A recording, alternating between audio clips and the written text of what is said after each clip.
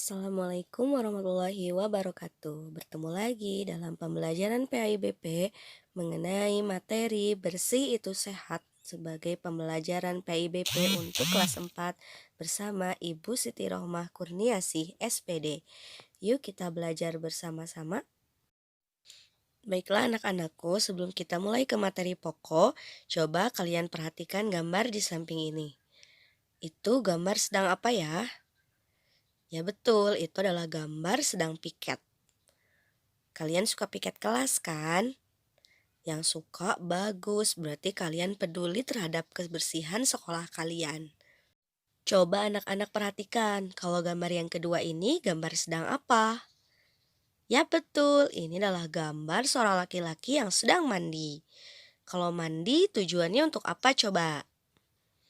Iya anak-anak, kita mandi sehari 2 kali, tujuannya adalah untuk membersihkan badan dan seluruh tubuh kita. Jadi anak-anakku, pada intinya kita bersih-bersih kelas, kita melaksanakan piket, dan juga kita kemudian mandi, tujuannya adalah agar kita bersih. Anak-anak kira-kira tahu tidak apa itu bersih? Anak-anak, bersih artinya bebas dari kotoran. Suci artinya bebas dari najis. Jadi pada intinya yang disebut suci yaitu kita harus terbebas dari najis dan hadas. Anak-anak, hadas itu adalah sesuatu yang dapat menjadikan kita terhalang dari beribadah kepada Allah, seperti terhalang dari sholat dan juga dari sahnya wudhu. Apa saja yang termasuk najis? Yang termasuk najis itu seperti ketika kita terkena jilatan air liur anjing, darah, kotoran atau tinja, air seni dan urin. Nah, itu termasuk ke dalam najis. Anak-anak, najis itu pasti kotor, tapi sesuatu yang kotor belum tentu najis. Misalnya seketika terkena tanah, tinta, cat dan ludah. Walaupun tanah, tinta, cat, dan ludah itu kotor, tapi ketiga hal itu tidak termasuk najis ya. Anak-anak, najis itu bisa kita sucikan dengan beberapa cara. Cara membersihkan najis diantaranya, kalau najis itu berupa darah, air seni, dan tinja, maka cara mensucikannya yaitu dengan menggunakan air, yaitu air mutlak, seperti misalnya air sumur, air hujan. Caranya yaitu kalian tinggal mengkucurkan saja air tersebut kepada najis yang menempel pada tubuh atau kepada pakaian kita. Sedangkan untuk membersihkan tinja, maka kita bisa bersihkan dengan cara kita cebok atau sering disebut juga dengan istinja, yaitu cara membersihkan najis yaitu dengan menggunakan air. Cebok harus dilakukan setelah buang air kecil atau buang air besar. Dapat menggunakan air, tisu, batu, ataupun benda kesat lainnya. Bila cebok menggunakan air, maka tangan kanan harus menyiram dubur, sedangkan tangan kiri mengusapnya hingga bersih. Nah, itulah yang disebut dengan istinja atau cara mensucikan najis dengan menggunakan air. Anak-anakku, selain kita bersuci untuk menghilangkan najis, Allah Subhanahu wa Ta'ala juga memerintahkan kita untuk bersuci. Tujuannya yaitu untuk menghilangkan hadas. Hadas itu adalah sesuatu atau keadaan yang menyebabkan kita terhalang dari melaksanakan sholat.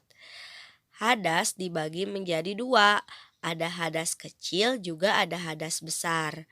Hadas kecil contohnya seperti buang air, air besar atau air kecil, dan buang angin atau ketut yang menyebabkan kita menjadi batal wudhu. Untuk menghilangkan hadas kecil, kita harus menghilangkan dengan menggunakan air bersih. Lalu kita tinggal melaksanakan wudhu. Sedangkan yang dimaksud dengan hadas besar itu adalah seperti mimpi basah bagi laki-laki dan head bagi perempuan yang telah balik. Adapun cara untuk mensucikan hadas besar yaitu dengan cara kita mandi atau tayamum. Tayamum itu hanya boleh dilakukan jika dalam kondisi tertentu, salah satunya jika tidak ada air. Jadi kalau disimpulkan, hadas besar dan hadas kecil itu bedanya hanya dari segi mensucikannya saja. Hadas kecil disucikan dengan wudu, sedangkan hadas besar dengan mandi. Nah, anak-anak, kali ini kita akan belajar tata cara mensucikan hadas kecil ya, yaitu dengan cara wudhu.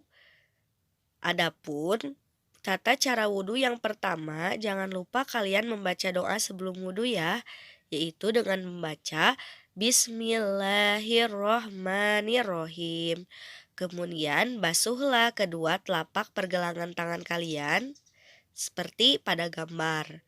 Jangan lupa juga kalian harus berkumur-kumur dengan sempurna. Sambil berkumur sumur, sambil hirup airnya ke hidung. Kemudian keluarkan kembali airnya dan berkumur-kumur itu dilakukan sebanyak 3 kali. Setelah berkumur-kumur, kalian kemudian harus membasuh wajah. Membasuh wajah dilakukan sebanyak 3 kali. Kemudian setelah itu kalian membasuh atau mencuci tangan kalian sampai sikut. Yang kanan, kemudian yang kiri masing-masing 3 kali. Kemudian usaplah kepala kalian dari depan, kemudian tarik ke belakang, tarik lagi ke depan, kemudian masukkan dari telunjuk kita ke dalam bagian dalam telinga dan ibu jari kita di bagian daun telinga. Kemudian gosokkan ke arah belakang, kemudian ambil ke depan. Setelah itu, cuci kaki kalian sebanyak 3 kali, boleh yang kanan, kemudian yang kiri, sampai mata kaki. Untuk tata cara wudhu sudah pernah dijelaskan ya waktu kelas 2 dalam pembelajaran fikih.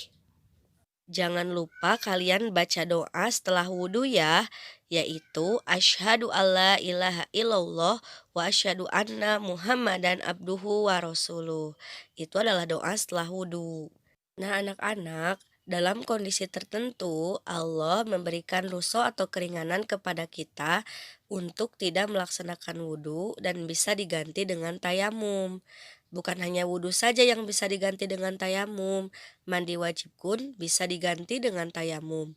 Dengan syarat kita boleh tayamum itu apabila tidak ada air, kemudian kita sedang sakit dan sakitnya tidak boleh terkena air, dan juga ketika kita dalam perjalanan atau musafir dan sangat sulit mendapatkan air. Dalam ketiga kondisi tersebut, kita diperbolehkan untuk melaksanakan tayamum. Tayamum itu adalah bersuci dengan menggunakan debu. Debu itu banyak ya teman-teman, bisa sering kita temukan di meja, di bangku, di lemari, ataupun di dinding, bahkan di kaca.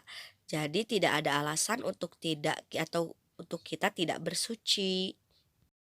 Anak-anak, adapun tata cara tayamum itu sangatlah mudah. Kalian hanya membutuhkan media debu. Kemudian kalian tepukan telapak tangan kalian ke debu tersebut, membaca bismillah, kemudian tiup dan kemudian usapkan kepada telapak tangan kalian, kemudian ke wajah kalian. Dan itu cukup dilakukan hanya 1 kali. Itu jangan lupa untuk membaca doa seperti seusai wudhu. Asyhadu alla ilaha illallah wa asyhadu anna muhammadan abduhu wa rasuluh. Bagaimana anak-anak? Mudah kan tata cara tayamumnya? Bagaimana anak-anak? Kalian sudah tahu kan bagaimana cara mensucikan hadas dan najis? Mudah-mudahan kalian senantiasa bisa menjaga kesehatan tubuh dan juga diri kalian ya. Anak-anakku, sebagai tugas terakhir, silahkan kalian minta bantuan kepada orang tua kalian untuk merekam aktivitas kalian ketika sedang mempraktekkan tata cara wudhu dan tayamum. Setelah itu, kirimkan videonya kepada guru kalian ya, agar guru kalian bisa mengoreksi apakah tata cara wudhu dan tayamum kalian sudah tepat atau belum. Selamat belajar di rumah ya anak-anak, tetap semangat selalu dan jaga kesehatan. Ibu ucapkan wassalamualaikum warahmatullahi wabarakatuh.